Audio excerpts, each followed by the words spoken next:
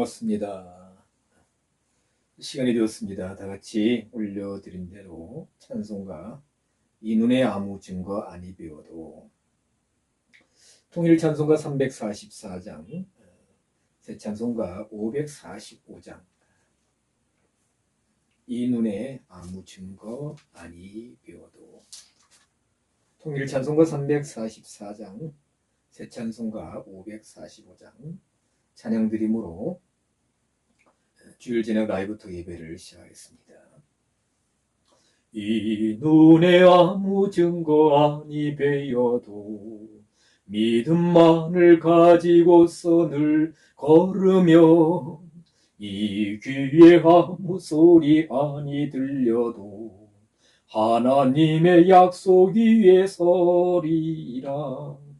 걸어가세 믿음 위에 서서 나가세 의심 버리고 걸어가세 믿음 위에 서서 눈과 귀에 아무 증거 없어도 이 눈에 보기에는 어떠하든지 이미 얻은 증거대로 늘 믿으며 이 맘에 의심 없이 살아갈 때에 우리 소원 주 안에서 이루리.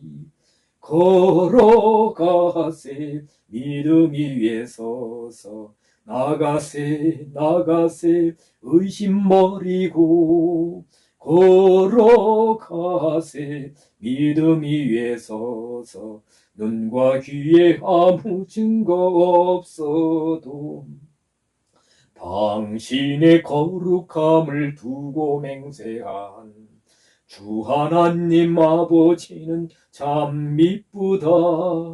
그 귀한 모든 약속 믿는 자에게 능치 못할 무슨 일이 있을까. 걸어가세 믿음 위에 서서 나가세 의심 버리고 걸어가세 믿음 위에 서서 눈과 귀에 아무 증거 없어도. 아멘.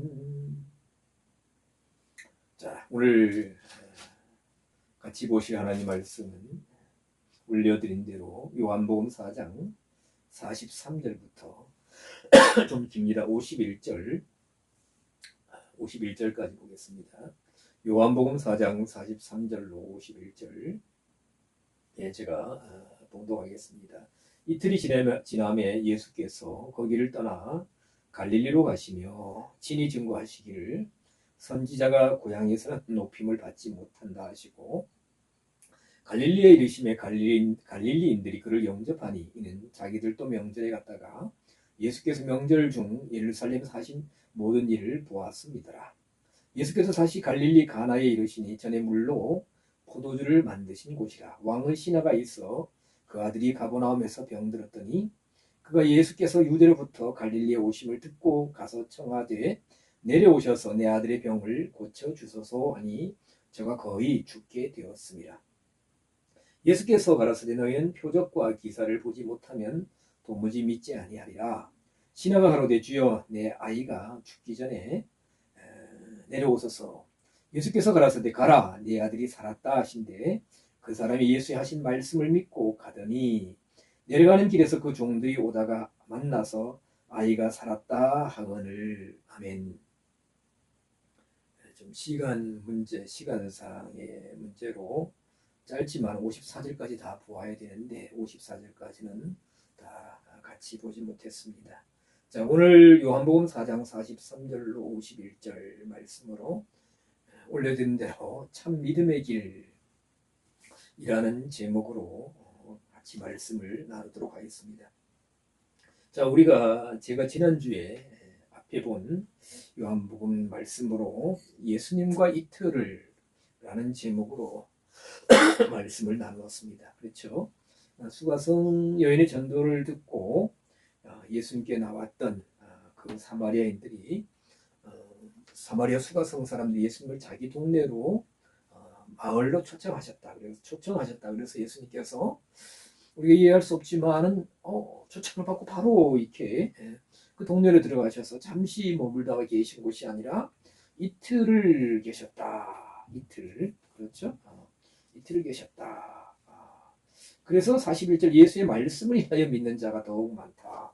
이틀 동안 예수님께서 많은 말씀, 우리가 여기 기록되지 않는 많은 말씀을 들려주셨다. 그리고 믿음이 생겼다. 그래서 제가 또 이렇게 말씀을 드린 부분들이 있습니다. 그리고 이제 드디어 이틀이 지났습니다. 이틀이 지났다.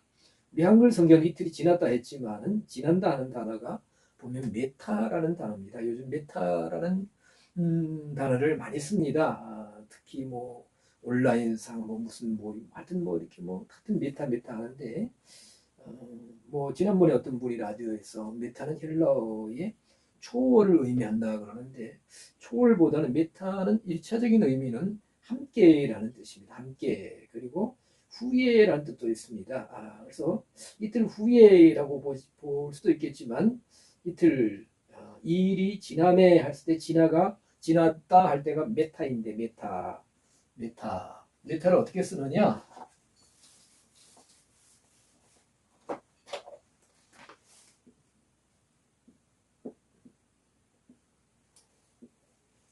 메타 이렇게 씁니다. 그래서 이틀과 함께 이렇게 표현해야 되지 않겠는가 싶습니다만은 자 이제 이틀을 유하신 후에 다시 갈릴리로 예수님 가시는 과정이다. 가신다. 갈릴리는 예수님 고향 쪽이죠. 그죠? 그래서 예수님 갈릴리 호수 주변에서 많이 그 지역에서 갈릴리 나사렛 이런 주변에서 많은 전도 활동을 하신 것을 볼 수가 있다. 그래서 우리가 성경을 보면서 성경을 이해하는 방법, 공부하는 방법 중에 여러 가지가 있지만 물론 많이 읽어야 됩니다. 그리고 또 이렇게 가능하다면 이제 원어로 보시면 참 좋고 많은 또 자료도 참조하면 좋습니다만은 반드시 그 고대 예수님 시대에 예루살렘 이스라엘을 중심으로 한 그 지리적인 여건을 이렇게 잘 분별해야 됩니다. 그래서 우리가 성경 뒤쪽에 보면 사도 바울의 전도 여행 3차 그리고 또 어떤 성경은 고대 애굽, 아수르, 페르시아, 바벨론 제국 쭉 나오죠. 그리고 여기 바로 애굽에서 이스라엘 백성이 이렇게 해서 가나안 땅으로 갔구나 그런 지도도 나오고 또 예루살렘을 중심한 이스라엘과 주변 모압이 어디 있다, 블레셋이 어디 있다, 두로와 시돈이 어디 있다, 그렇죠? 그리고 에돔은 어디 있다, 요단강은 어디쯤 있고 그런 지리적인 여건도 잘 살펴보면 성경을 이해하는데 큰 도움이 됩니다. 자, 예루살렘은 비교적 남쪽이죠, 그죠? 지금 예수님께서 예루살렘 가셨다가 유대에 가셨다가 다시 이제 사마리아를 통과하시면서 다시 북쪽인 그 예루살렘 쪽에서 볼 때는 북쪽이죠. 바로 이제 그 갈릴리 지역으로 지금 북쪽으로 올라가고 계신다. 가시는 과정이다. 그래서 다시 고향 쪽인 갈릴리 쪽으로 가시면서 예수님 뭐라 하시느냐 44절 친히 증거하시기를 선지자가 자기 고향에서는 높임을 받지 못한다 하시고 고향에서는 선지자가 높임을 받지 못해 이런 말씀이시죠. 그러면 예수님이 높임 받는 것을 좋아하셨느냐? 예수님은 섬김을 받으러 오신 것이 아니라 오히려 섬기려 하고 자기 목숨을 많은 사람의 대속물로 주려 하셨다. 예수님은 잔치집에 가면 상자를 택하지 말고 이렇게 말석에 앉으라고 하셨는데 내가 고향에서 높임 받아야 돼 이것이 아니고요. 여기서 높임이라는 단어는 티메라는 단어입니다. 티메인데 가격, 존경, 위엄, 가치 있는 것. 그래서 이런 어떤 가치 있는 또 존경을 받는다. 높임 받는 것과 존경을 받는 것 다 다르죠. 그래서 어떤 가치를 인정받는다. 즉 메시아로 오시고 하나님의 아들로 오신 이 예수님의 그 존귀함 그 자체를 인정받지 못한다. 원래 선지자도 고향에서는 높임 받지 못한다. 그렇죠. 선지자들의 구약 시대도 보면 고향 사람들 별로 인정을 안 했던 것 같아요. 그렇죠. 내가 뭐 선지자 누구 쟤는 내가 어렸을 때 잘 아는 내 친구인데 내 후배인데 내가 어렸을 때 잘 본 나이 좀 드신 분 제가 오늘 갑자기 선지자가 되었다고 막 이렇게 외치고 뭐 그래 뭐 이럴 수도 있다는 겁니다. 어, 자 선지자가 고향에서는 높임을 받지 못한다 하고 이제 고향으로 가셔요. 고향이 어디예요? 갈릴리. 우리가 예수님 갈릴리 나사렛 갈릴리 가버나움 이렇게 등장하지 않습니까? 그런데 보니까 45절에 보니까 의외의 상황이 발생합니다. 45절 갈릴리에 이르심에 도착하셨습니다. 긴 여정에 어떤 전도 여행을 하셨죠. 뭐요? 예루살렘에 가셨다가 유대로 가셨다가 다시 이제 북쪽으로 올라오시면서 사마리아를 거쳐서 우리가 뭐 사실 여기 성경에는 짧게 몇 구절 기록됐지만은 당시에 이런 여러 가지 상황 그렇죠. 고대 시대의 어떤 도련하고 환경이라든가 여행 여건이 그리고 뭡니까 여행하려면 신발도 좋은 거 신어야 되는데 뭐 모든 게 좀 이렇게 완비되지 못해 지금하고 완전히 다르지 않습니까? 그러니까 만만치 않은 과정입니다. 그래서 고향 쪽으로 오셨어요. 근데 이게 보니까 갈릴리인들이 그를 영접했다 그랬어요. 갈릴리인들이 영접했다. 영접하는 것이 뭡니까? 잘 받아주는 거잖아요. 잘 맞이해 주는 거잖아요. 그러면 갈릴리인들이 뭡니까? 예수님을 받아 잘 맞이했다, 잘 받아들였다는 것은 예수님을 높이고 예수님을 인정하고 예수님을 믿었다는 얘기냐? 여기서 영접했다 하는 단어는 여기 이쪽에 있습니다만 데코마이라는 데코마이는 여기 보면 중간때 디포넌트로 되어 있는데 자기들을 위해서 아주 적극적인 행동을 취했다. 그렇죠. 우리가 손님이 와도 별로 반갑지 않는 손님은 뭐 그냥 뭐 소닭 보듯이 할 수도 있고요. 뭐 그저 뭐 여러 가지 감정이 교차할 수 있습니다만 뭐 우리가 아주 자신에게 도움이 되는 경우에는 자신을 위한 아주 능동적인 적극적인 행동을 할 수가 있어요. 제가 어제 그 서울 양재동에 결혼식 갔다 왔습니다.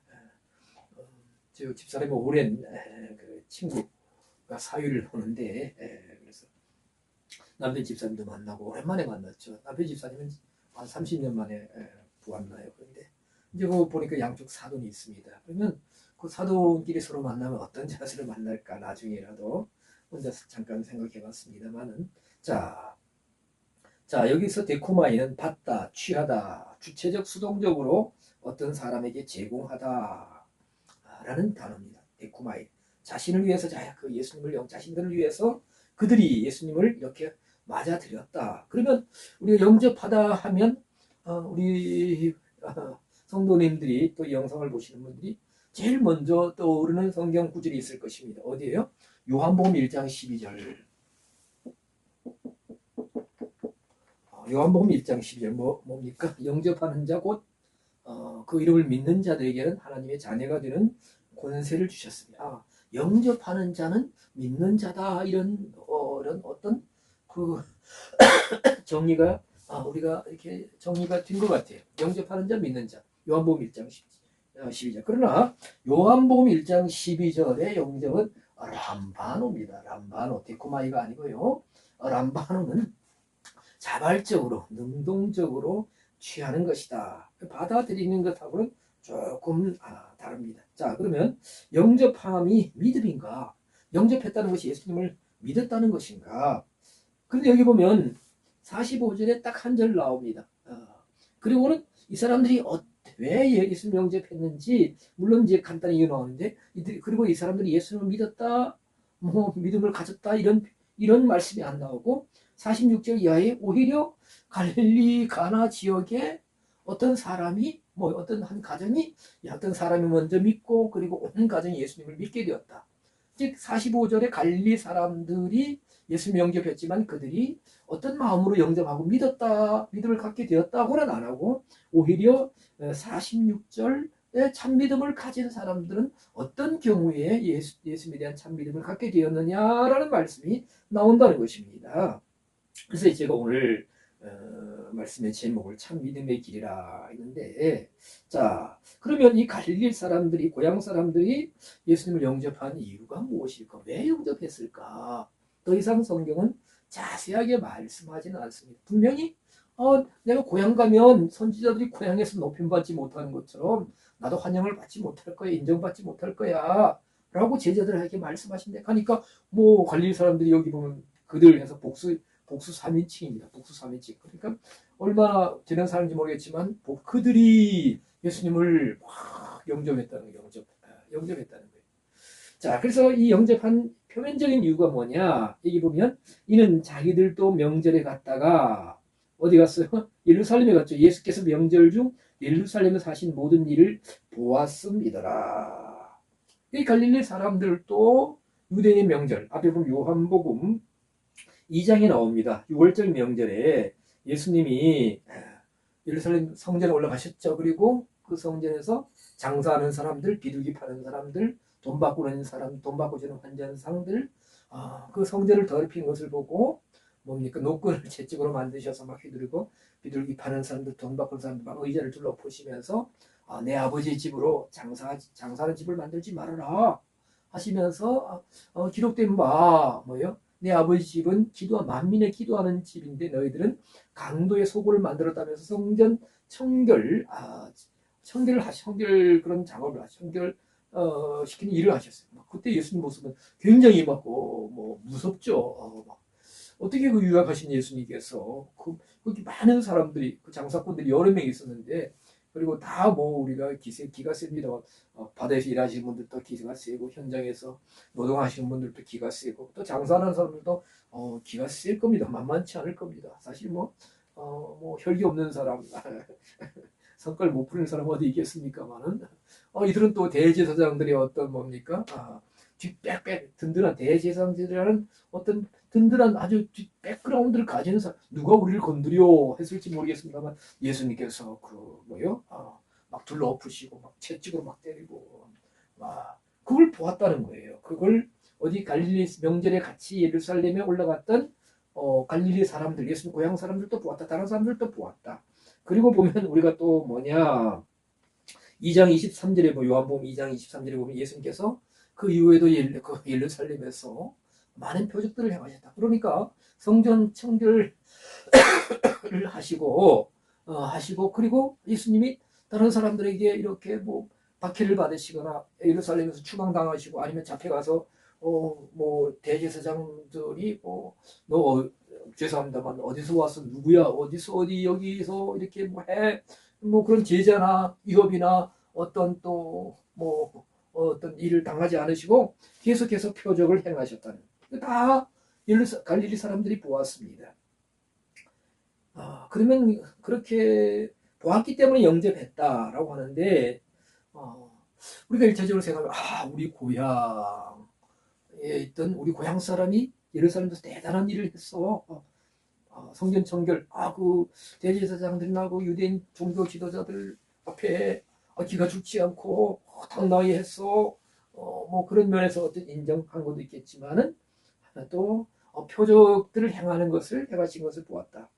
그러나 이제 뭐나 하면은 이런 개인적인 경험, 이런 개인적인 경험, 자기가 실질적으로 경험한 것이 아니죠. 뭐냐면 표적이 자기에게 일어난 것이 아니고 다른 사람들에게 표적 행하는 것을 간접적으로 체험한 거죠. 보았습니다. 그러나 그것이 내 몸에 내 심령에 일어나는 변화가 나에게 일어난 변화는 아니었다는 것입니다. 누가? 이 갈릴리 사람들. 그리고 아마 내면적인 이유는 이 갈릴리 사람들이 예수님을 환영하고 영접한 내면적인 이유는 아마 예수님의 정치적인 메시아로 예수님을 고대하지 않았느냐. 우리 성경에 보면 계속 그러지 않습니까? 그렇죠? 정치적인 메시아가 아닐까 하고 그런 어떤 담대함과 그런 용기와 그런 어떤 위세를 가지면 또 표적들을 행할 때 그런 능력이 있으면 이스라엘 백성들이 고대하던 모세와 같은 선지자 그런 선지자로 오셔서 모세는 애굽을 완전히 10가지 재앙으로 그 당시에 세계 최강대국인 애굽을 완전히 초토화시켰습니다. 바로와 그 애굽 나라를 하나님 앞에 이스라엘 백성들 모세 앞에 완전히 엎드러지게 해서 항복하게 하시고 그 애굽 백성을 다 구출해서 독립을 시켰습니다. 자유를 줬습니다. 그러면 예수님 그런 능력이면 모세와 같은 선지자라면, 왜냐면 모세와 같은 선지자가 일어날 것이라고 분명히 신명기 17장에 보면 말씀하셨잖아요, 하나님께서. 그래서 정치적인 메시아로 곧 기대하지 않았을까. 그러면 뭐 난리가 나는 거죠, 난리가. 우리 고향 갈릴리 나사렛에 있던 예수 그분이 메시아가 되셨어요. 정치적인 메시아 된 건 아니지만은 자신 영적인 메시아인데, 그래서 로마를 다 물리치고 뭐 엄청난 일이 일어날 것이라고 기대했는지는 모르겠습니다. 자, 그래서 그러면 이제 고향 사람들도 뭐 엄청난 혜택을 받을 수도 있겠죠. 자, 그런 의미에서 볼 때 내면적인 의미가 그런 의미가 아닌가라고 볼 수. 그래서 영접은 하였으나 믿었다라고는 성경에 기록되지 45절에 기록되지 않았습니다. 믿음은 뭐예요? 개인적인 영적 체험으로 가능하다. 영적 체험을 통해서 나의 어떤 변화가 일어나고, 그리고 고백이 있을 때에 뭡니까? 하나님의 은혜가 임하고 성령님의 감화 감동으로 우리가 믿음이 일어나는 것을, 믿게 되는 것을 우리는 성경에서 수없이 보고 있습니다. 여기서 갈릴리 사람들 북수 3인칭인데 이들이 다 하나같이 예수님을 믿은 것은 아닙니다. 자, 그러면 이들과는 달리 오늘 아까 말씀드린 대로 이 갈릴리 지역에서 예수를 믿은 한 가정이 있다. 그 믿음의 과정을 보여주시는 거예요. 참 믿음의 어떤 길을 보여주신다. 여기 보면 왕의 신하 한 사람이 있었다. 근데 왕의 신하는 갈릴리, 예수님이 그 물로 포도주를 만드신 가나, 그렇죠? 가나의 그곳에 왕의 신하가 있었다. 예수님 처음 표적을 행하신 거죠. 근데 왕의 신하라고 했으니까 아마 물론 헤롯 왕이 아닐까 추측을 해봅니다만은, 그 왕의 신하 한 사람이 병이 들었다. 자, 그리고 예수님의 소문을 들었다. 갈릴리에 오셨습니다. 그리고 갈릴리에서 아마 갈릴리 가나에서 올인 잔치에 대한 소문이라든가 아니면 예루살렘에서 행하신 일들에 대한 소문을 들었던 것 같습니다. 그리고 오늘 성경에 보니까 46절에 보니까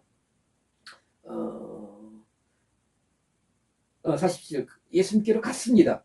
이 왕의 신하, 이 사람이 직접 신하를, 자기의 하인들을 보내지 않고 직접 가서 뭐예요? 청하했다. 여기서 청하했다 하는 단어는 에로타오라는 단어인데, 간청한다, 질문하다, 원하다, 탄원하다. 그런데 동사 분해를 보면 미완료로 계속해서 간청했습니다. 그러면서 내려오셔서 내 아들의 병을 고쳐주소서. 아니 저가 거의 죽게 되었습니다라고 성경입니다. 그리고 예수님 뭐예요? 다시 예수께서 가라사대 너희는 표적과 기사를 보지 못하면 도무지 믿지 아니하리라. 표적과 기사를 보아야만 믿느냐 이거죠. 그러니까 49절 신하가 가로되 주여 내 아이가 죽기 전에 내려오소서. 이 아이가 거의 죽어가고 있었습니다. 우리 한국 표현에 보면 뭐 숨이 깔딱깔딱 뭐 죽음 직전, 그 죽음 직전이라는 표현보다는 깔딱깔딱 이런 표현을 쓰는데, 깔딱깔딱 하지 않았겠는가. 그러니까 다급하죠. 다급했었다. 내 아이가 죽기 전에 내려오소서. 50절 예수께서 가라사대 가라 내 아들이 살았다. 우리 한글 성경은 가라 포리오마이 명령법입니다. 명령법인데 뭐냐, 수동태 뒷부분이나 중간태로 가라. 내 마음대로 가는 것이 아니라 목적을 가지고 가고 자기 집으로 가는 거죠. 아직 문제의 해결을 얻지 못했습니다만은 이 수동태 뒷부분이나 중간태로 간다는 것, 수동태 뒷부분은 타의에 의한 자의적인 행동, 어떤 확답을, 어떤 증거를 얻지 못했는데 예수님이 가라, 그렇게 가라. 그 가는 것이 자기의 유익이다 이런 뜻이고, 또 한 가지 해석은 뭐예요? 수동태 뒷부분 타의에 의한 자의적인 행동을 가라. 이 아들이 살았다. 59절 살았다 하는데 사실 보면 산다라는 동사 좌우어의 현재 직설법, 살고 또 살고 있다. 지금 살아나고 있다. 여기 우리 한글 성경은 살았다 완료형으로 이렇게 기록되어 있지만 지금 살고 있다, 살아나고 있다, 살고 또 살아나고 있다, 이런 표현입니다. 그리고 예수님의 말씀을 듣고 이 사람이 어떻게 했느냐? 그 사람이 예수의 하신 말씀을 믿고 가더니, 여기서 말씀을 그 사람이 누구예요? 왕의 신하죠. 말씀을 할 때 이 말씀은 로고스 말씀이다. 그래서 우리가 이렇게 신약을 말씀한 신약 성경을 설교하시는 분들 또 강의하시는 분들이 말씀은 로고스의 말씀과 레마의 말씀이 있다. 뭐예요? 로고스의 말씀은 기록된 말씀, 선포된 말씀이고 레마의 말씀은 경험된 말씀이다 이렇게 말합니다만은 우리 로고스 기록된 말씀, 선포된 말씀인데 여기 보면 동사분해를 보면 데이티브의 약자인 D로 되어 있습니다. 명사분해를 보면 D 역격이다. 역격은 뭐냐 하면 우리가 사실 보면 말씀을 믿고 할 때 을 하면 우리가 문법상으로는 을을 하면 뭐의 목적격이죠. 나는 무엇을 한다. 무엇을 먹는다. 무엇을 목적으로 한다. 즉 목적격입니다. 그런데 을은 목적격으로 쓰인다는 거죠. 근데 여기 보면 원어에 보면 뭐요? 데이티브의 약자인 D 역격입니다. 그래서 역격은 명사의 역격은 뭐냐면 기초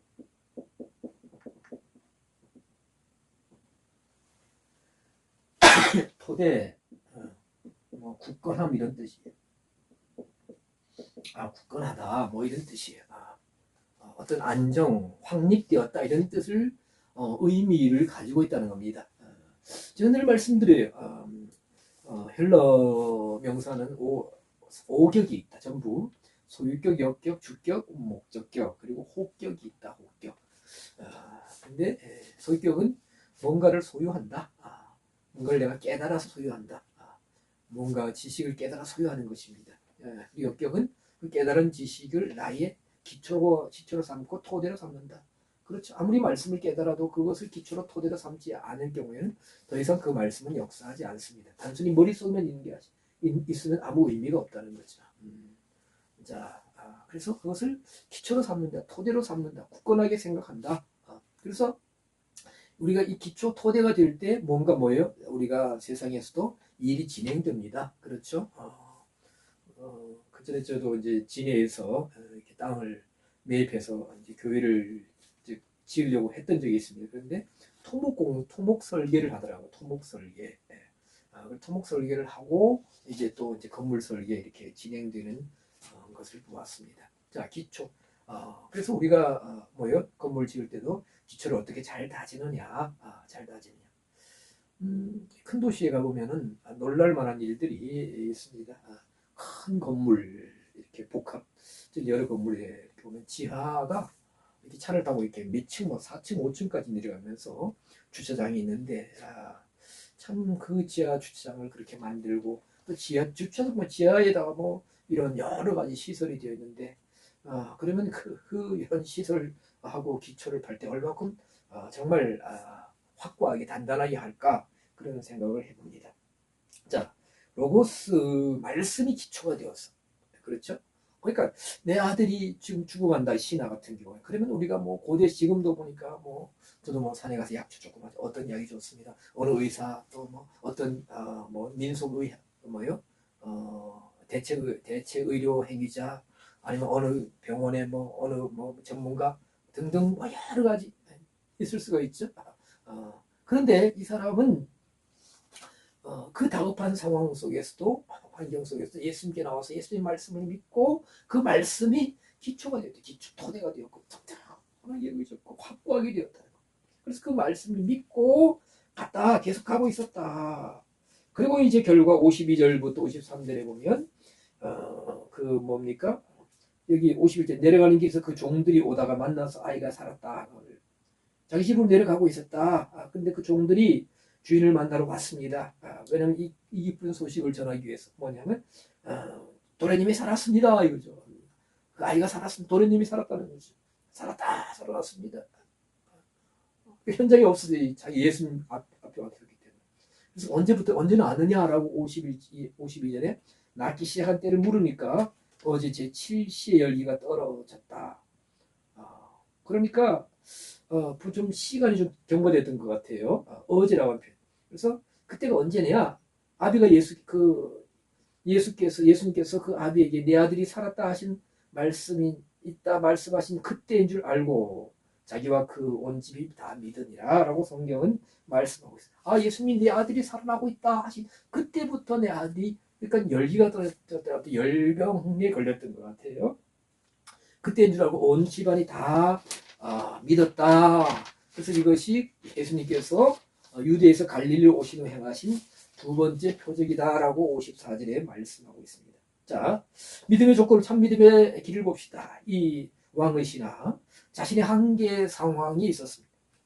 자신의 힘으로는 아무것도 할 수 없는, 그렇죠. 예수님이 필요하지 않은 인생은 없습니다만은, 그렇죠. 그러나 우리는 예수님을 배제하고 무언가를 많이 하려고 합니다. 거의 다 모든 것을 하려고 합니다. 예수님 모르기 때문에. 예수님이 또 왕의 신하 같은 경우는 예수님이 자기에 가까이 없었습니다. 그래서 아마 여러 가지를 해봤을 것입니다. 그러나 아무것도 자신의 방법, 다른 사람들의 조언, 다른 사람들의 방법으로는 아무것도 할 수 없었다. 자기 아들 위해서 자신의 한계 상황에 부딪혔다는 겁니다. 자, 그리고 예수님에 대한 인식을 가지게 되었다. 그렇죠. 예수님이 오신다. 예수님은 이런 표적과 능력을 행하셨다. 예수님에 대한 인식, 예수님을 알게 되었고 예수님에 대한 어떤 신뢰하는 마음이 생겼습니다. 그리고 가장 중요한 것은 세 번째 뭡니까? 예수님을 가까이에서 대면하는 것이다. 제가 지난주에도 예수님과 이틀을 했는데, 그렇죠? 이틀이면 48시간이죠. 예수님을 가까이 하면서 예수님께서 사마리아 수가성 사람들, 동네 사람들 전체에게 말씀을 전해주셨다. 말씀은 이래서 믿었다고 그래요. 우리는 사도행전에만 사도 바울이, 특히 베드로도 그렇지만 사도 바울이 뭡니까? 여러 전도여행을 다니면서 많은 사람 앞에 담대하게 그리고 또 자세하게 하나님 말씀을 풀어서 증거함으로 많은 사람들이 믿고 주께로 돌아오고 참 믿음을 갖는 경우를 보았습니다. 자, 이 왕의 신하 갈릴리 가나에 있는 이 사람도 예수님께 나왔습니다. 그리고 예수님과 대화를 합니다. 우리가 보면 성경에 짧게 기록되었지만은 그 분량은 우리가 어느 정도의 분량을 예수님과 대화를 했는지는 우리는 알 수 없습니다만은 그 예수님께 말씀을 들었다. 사실 우리가 보면 요한복음에도 보면 앞에 보면 우리가 3장에 예수님이 예루살렘에 계실 때 누가 예수님께 가까이 와서 말씀을 드렸느냐? 니고데모죠. 니고데모, 이 사람이 어떤 사람이냐? 니고데모는 바리새인이라고 했습니다. 바리새인, 그리고 유대인의 관원, 그렇죠? 관원입니다. 이스라엘 선생, 이 정도로 모든 것을 갖춘 사람이었는데 반면에 예수님과 대화하면서 예수님을 가까이서 체험했던 것을 볼 수 있고요. 자, 그리고 우리가 사실 보면 또 예수님께서 요한복음 4장에서 우리가 한 가지를 또 보고 넘어가야 할 것이 있는데, 뭐냐면 요한복음 4장에서는 여러 다양한 그 입장, 그 처지에 속한 사람들이 등장합니다. 자, 수가성 여인입니다. 수가성 여인, 그렇죠. 우리 수가성 우물가에 물겠던 여인, 참 여러 가지, 참 우리의 생각에는 도저히 이해할 수 없는 부분들이 많은 그런 참 딱한, 또 우리가 또 비호감적인 생각을 가질 수밖에 없는 그런 여인입니다. 그리고 또 누가 등장하느냐? 반면에 수가성 사람들이 등장합니다. 이 사람들의 환경은 자세히 알 수 없습니다. 그리고 우리가 보았던 갈릴리 사람들, 예수님 고향 사람들, 그리고 왕의 신하가 등장합니다. 그런데 보면 여기서 예수님을 만나고 예수님께 예수님 향한 참 믿음, 성경이 말하는 참 믿음을 갖게 되는 사람들은 누구냐? 수가성 여인이에요. 수가성 사람들이에요. 그리고 여기 보면 왕의 신하다. 지금 뭐냐 하면 절박한 문제 환경에 처해 있었다는 겁니다.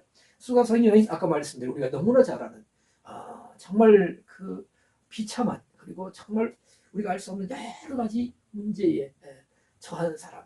그러나 그도 뭐냐? 이런 문제 있는 여인도 사실 손가락질 받았겠죠. 삶의 희망이 있겠습니까? 없잖아요. 그래서 그런 여인도 누구를 만남으로?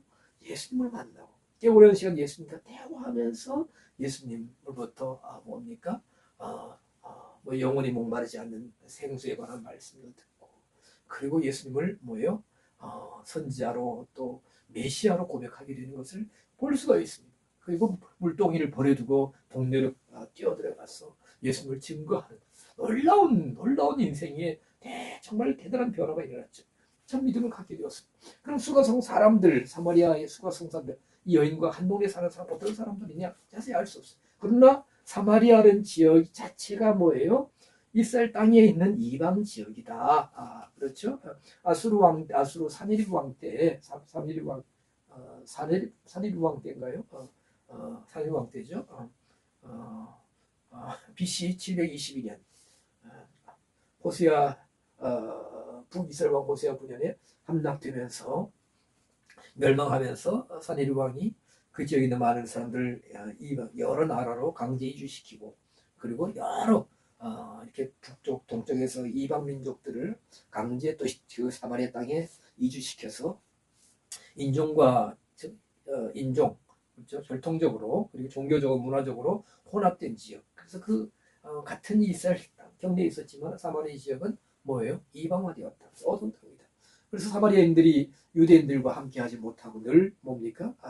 정말 외면당하고 또 배척받고 손가락질 받고 무시당하고 그래서 그들은 자기들 나름대로 종교를 만들었다. 그리고 그리심산에 대한 어떤 변질된 자기들의 종교 만들고 이스라엘 백성들은 모세 오경을 중심으로 한 유대교를 가지고 있었지만 그들은 사마리아 오경이라는 정말 변질된 지어낸 자기들의 경전을 가지고 있었고 그리심산에 성전을 지어놓고 자기들끼리 예배를 드렸습니다. 그리고 그리심산에 대한 많은 또 거짓된 사실들을 조작해내는 그래서 영적으로 하나님과 멀어진 상당히 꿀죠. 하나님 백성이 아닌 가까이 이스라엘 백성은 가까이 있지만 하나님과 멀어진 이방인들 이런 이들도 누구? 예수님을 만나서 예수님께서 이틀 동안 그들에게 말씀을 증거하심으로 말며 참 믿음을 갖고 있었다.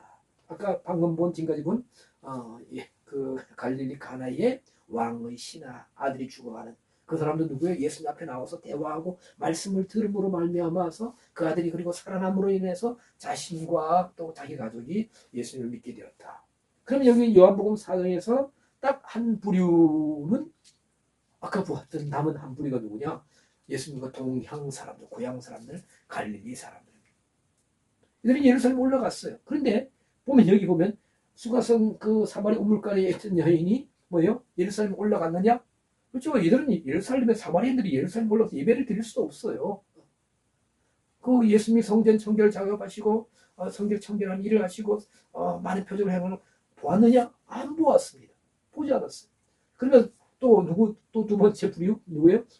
수가성 여인과 한 동네 사는 수가성 사람들 예루살렘 올라갔느냐? 안 올라갔어요. 또 보지도 시험하지 못했습니다. 그럼 또 왕의 신하가 올라갔냐? 여러분 왕의 신하였기 때문에 아마 안 올라갔을 거예요. 그리고 지금 아들이 죽어가는데 올라갔겠습니까? 안 올라갔습니다. 그러면 갈릴리 사람들은 반면에 예루살렘까지 올라갔습니다. 예수님이 성전에서 행하는 놀라운 일들을 이해할 수 없는 많은 여러 일들을 보았습니다. 혁명가 같은 혁명가를 하죠. 혁명가를 할까요? 그런 모습 보았습니다. 직접 보았습니다. 그리고 표적을 보았습니다. 그런데 그 보고도 예수님 믿지 못했는데 여기 예루살렘에 올라가지도 못했던 세 부류는 다르다. 뭐냐? 예수님을 가까이 했다. 예수님 말씀을 가까이서 들었다. 커뮤니케이션, 컨버세이션, 대화했다.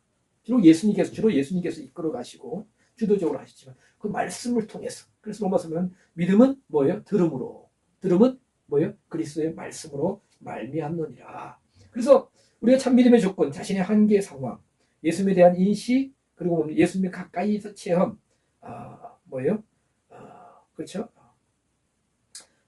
체험하고 말씀을 들음으로 말입니다. 그리고 신뢰와 순종을 통해서 참 믿음으로 가게 되는 것을 볼 수가 있습니다.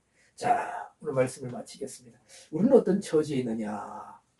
아까도 방금 전에 말씀드렸지만 예루살렘에 올라가 보지도 못했던 이런 수가성 여인, 사마리아 사람들 지금 올라갈 수 없었던 아마 올라가지도 않았을 왕의 신하, 헤롯 왕의 신하였기 때문에 이 왕의 신하 예수님을 가까이 하고 대화하고 말씀을 들음으로 말미암아 예수님을 바르게 인식하고 참 믿음을 갖게 되었다. 자,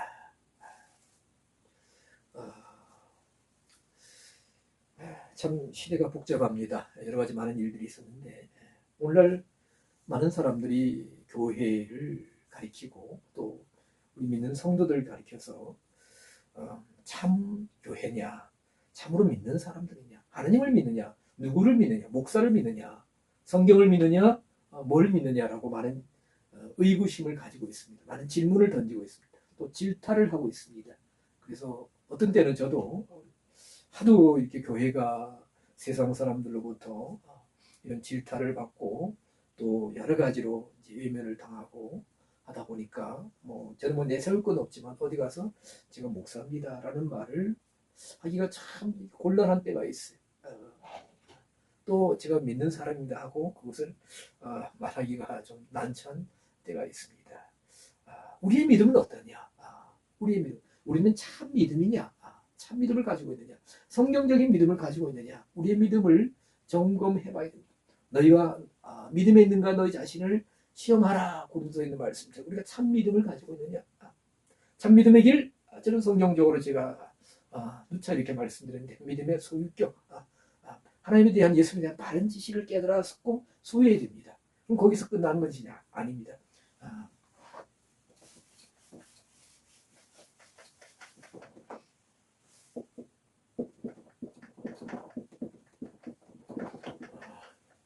소유격, 소유하는 믿음. 그렇죠? 그래서 하나님에 대한, 말씀에 대한, 예수님에 대한 열심히 공부해야 됩니다. 열심히 읽어야 됩니다. 또 열심히 배워야 됩니다. 그러면 머릿속만 가지고 있으면 참 믿음이 아니에요. 다음에 뭐냐? 역격. 그 믿음이 기초가 되어야 된다. 그래서 믿음의 기초에서 세상적인 지식이나 경험이나 또 다른 모든 것, 내 이론이나 사상을 다 파하고 그래서 사도 바울이 모든 것을 배설물처럼 버렸다. 예수 그리스도를 아는 지식이 가장 고상함. 이것을 기초로 삼아야 돼. 확고하게 삼아야 돼. 이걸 토대로 삼아야 돼. 그리고 이제 저는 이제 또 강조하는 것이 주격. 이 믿음이 이끄는 대로 이끌려 가야 됩니다.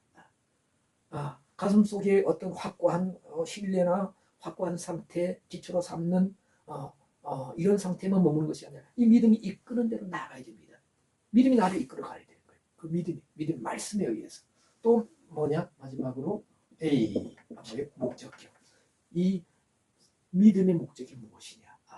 하나님께서 이런 믿음을 통해서 이루시고자 하는 목적이 무엇이냐? 그 하나님의 목적을 따라 나가야 됩니다. 이런 믿음이 참 믿음으로 가는 길이 아니겠는가? 물론 믿음의 시작은 소유격이라고 저는 봅니다. 제너티브, 이 믿음은 어떻게 해요? 예수님을 가까이에서 아까 보았던 것처럼 뭐예요? 사마리아 수가성 우물가의 여인처럼 예수님 만나서 대화하고 예수님 말씀을 듣고 말씀이 내 속에 들어오면서 믿음은 생겨나는 겁니다. 수가성 사람들 예수님과 이틀 그렇죠? 그리고 그 다급한 상황 속에서도 예수님께 달려가서 에로타오로 청원하고 간청하고 예수님의 말씀을 통해서 자기 집안까지 믿음을 갖게 되었다. 이런 경우를 제가 말씀드립니다. 자, 소유격, 역격, 주격, 또 뭐예요? 목적격. 이런 믿음까지 우리가 나아갈 수 있기를 간절히 우리가 소망하여 봅니다. 기도하겠습니다. 하나님 아버지 감사합니다. 오늘도 말씀을 나눕니다. 주님께서 저희들 심령 가운데 말씀하여 주시고 참 믿음의 길로 더욱더 하나님 원하시는 바른 믿음의 길 인자 올 때 세상에서 정말 믿음을 보겠느냐라는 누가복음 18장에 있는 말씀처럼 참 믿음을 우리가 주님 앞에 드릴 수 있기를 원합니다. 참 믿음의 증거를 나타낼 수 있기를 원합니다. 소유격 믿음에서 역격 믿음, 역격 믿음에서 주격 믿음, 그래야 할 때에 목적격적인 믿음으로 나아가게 하여 주시옵소서. 로마서 1장에 있는 7절에 로마서 1장 복음에는 하나님의 의가 나타나서 믿음으로 믿음에 이르게 한다는 말씀처럼 소유격 믿음에서 목적격 믿음으로 나아갈 수 있는 참 믿음의 실체를 복음 안에서 발견하고 그 복음 위에서 복음을 깨닫기 위해서 정진할 수 있는 우리 모두가 되게 하여 주시옵소서. 주님을 더 가까이 하고 주의 말씀을 가까이서 들음으로 말미암아 더 많은 말씀을 들음으로 말미암아 더 온전한 믿음으로 성장할 수 있도록 우리를 도와 주시옵소서. 예수 이름 받들어 기도드리옵나이다. 아멘.